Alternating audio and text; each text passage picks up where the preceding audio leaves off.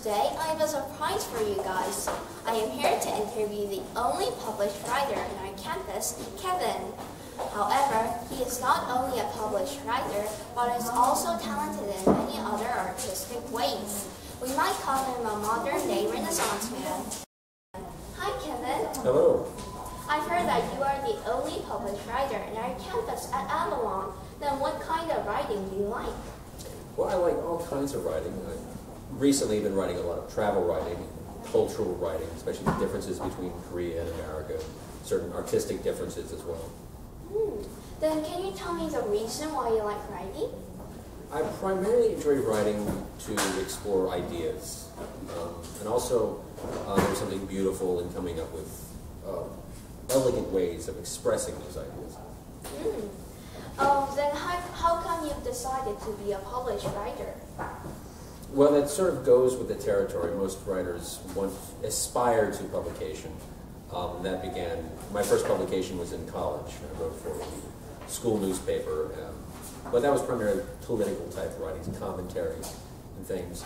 My first creative publication also came in college, but that was with poetry, and I was studying under a well-known poet, Bob Hickok, at Virginia Tech.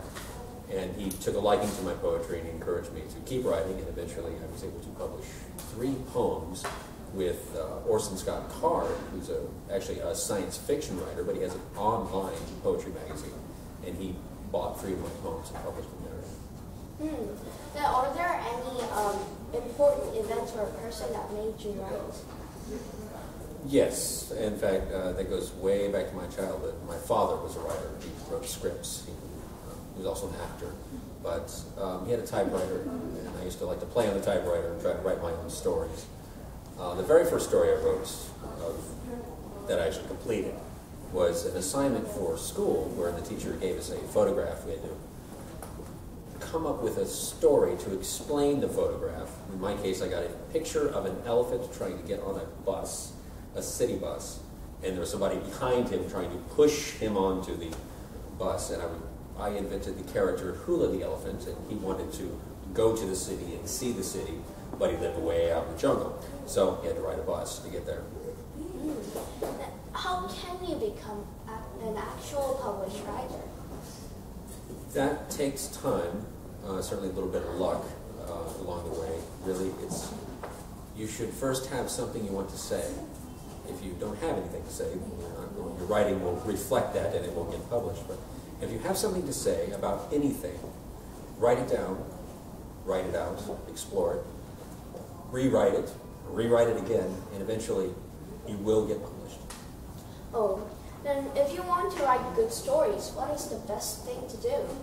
The best thing to do is to read good stories. It's very difficult to teach good writing. What most people do is they demonstrate what bad writing is. It's very easy to see bad writing, to talk about bad writing, to demonstrate, show bad writing. But it's hard to put your finger on exactly what makes a good anything well written. So it's important to read everything, and eventually you'll start to discern what is good and what is bad. Wow, then what is your favorite book you read? Well, one of my favorites is Moby Dick by Herman Melville.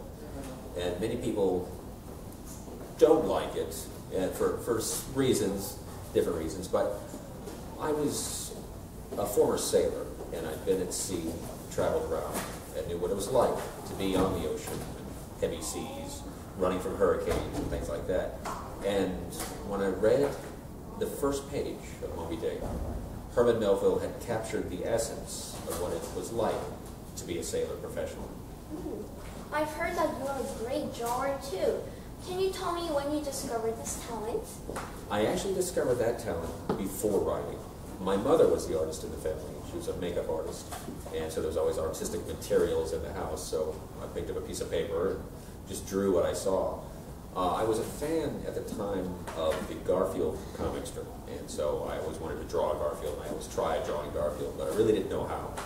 Until one day, my dad bought me a collection of Garfield comics, and at the beginning of it, the very first page, was a short lesson on how to draw Garfield. And that was my first education, artistic education there. And from there, I kept drawing, and drew a picture of all the characters in Garfield, and I ended up sending that picture to Jim Davis, the creator of the comic book strip, and eventually he sent me back a handwritten letter thanking me for the artwork and encouraging me to keep drawing.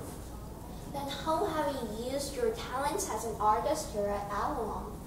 Well, most directly, I have drawn pictures of famous characters such as Superman, Batman, things like that, using the whiteboard and the whiteboard markers.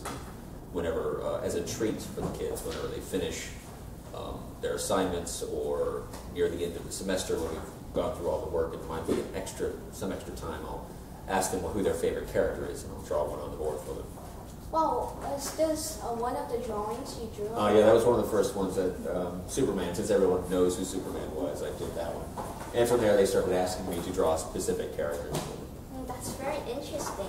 Then are there any other artistic talents that you have? Well, I'm also a musician because my father was a drummer, so I ended up playing drums and other percussion. From there, I also started composing music for my own benefit primarily, but I ended up going to a recording arts school and learning about audio production, and I ended up working with a famous rock star for a little while, and I've traveled around recording other musicians and concerts, things like that. Good. Then I've heard that you're called the Renaissance Man. What does it mean to be a modern-day Renaissance man?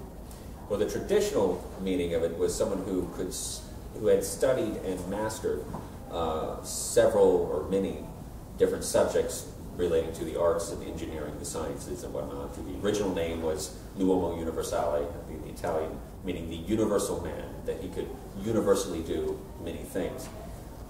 But in modern day, it's, as far as what I use it for or find any real merit in it, is in its application for teaching. That studying many subjects and being able to apply that in a classroom makes the subjects that I do teach much more vivid and much more accessible to the students. Well, that's all the time we have today. Thank you for all of your fascinating information you gave us. Until next time, it was Agnes from Rival Kids.